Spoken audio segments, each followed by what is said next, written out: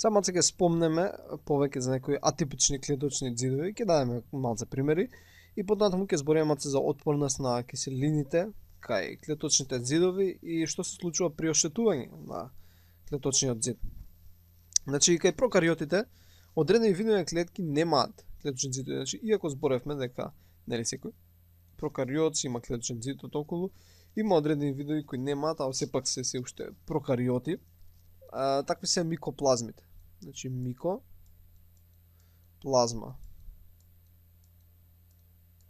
Тие немаат клеточен ѕид и тие се најмалите познати бактерии кои може да растат и да се репродуцираат надвор од живи домакини. И поради нивната големина, значи ако имаме филтер, тие поминуваат низ филтерот. Исто како вирусите, значи ако ги нацртаме тука едно вирусче, и микоплазмите исто поминуваат низ овој филтер. И порано мислеја дека се некои вируси, ама потом нели се диференцирале дека не се вируси.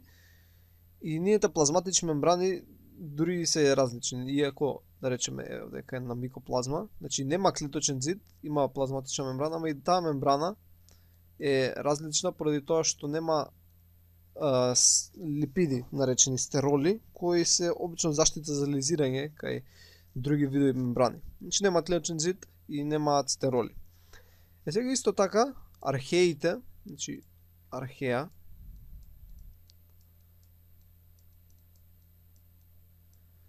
кај археа кои се исто прокариоти, може да им недостасуваат ѕидови или пак да имаат необични ѕидови кои имаат полисахариди или пак протеини, но најчесто интересно е дека бидејќи имаат еден вид на клеточен ѕид кој, да речеме, имаме тука една археа со клеточен ЗИД, ама тој клеточен ЗИД не е псевдо пептидоглукан или муреин, него е псевдо пептидоглукан или псевдомуреин.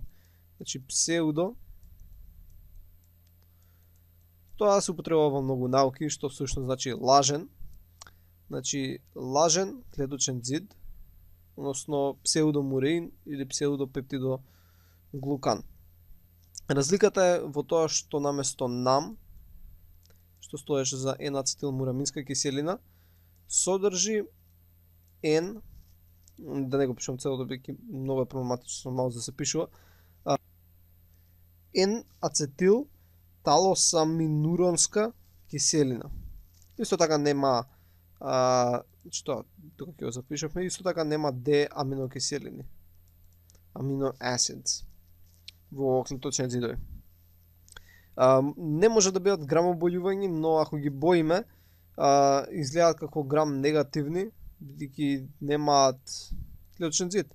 Односно исто како грам негативните бидејќи се лизираше од страна на алкохолот. И сега малце ќе спомнеме на кратко еден вид на боење кој е всушност отпорно на киселини, се користи за идентификација на бактерии од родот на микобактериум, значи микобактериум, и на патогени видови од нокардија, значи нокардија.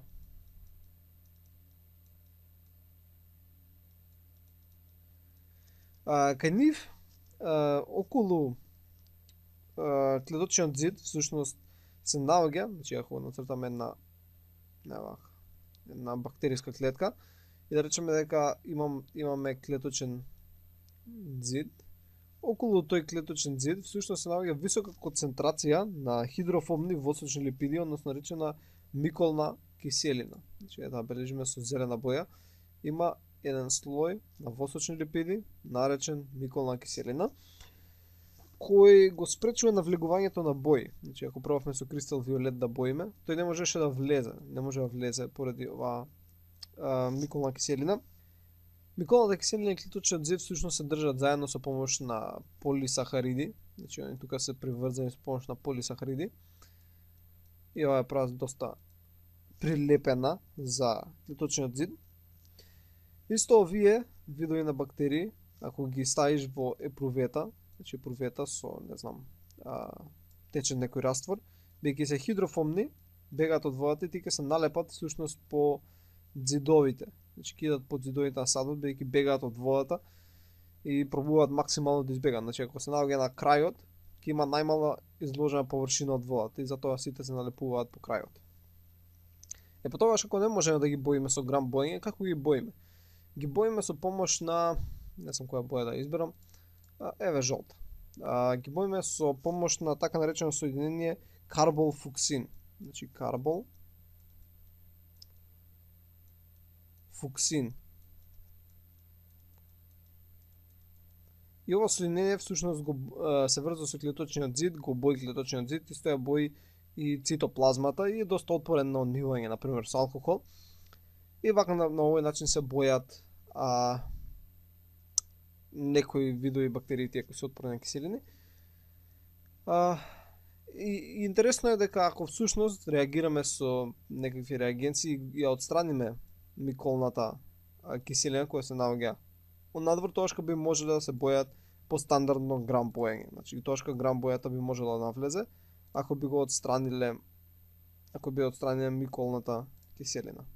И тоа беше се за ова видео. Ќе се видиме во наредното видео. Дојдување.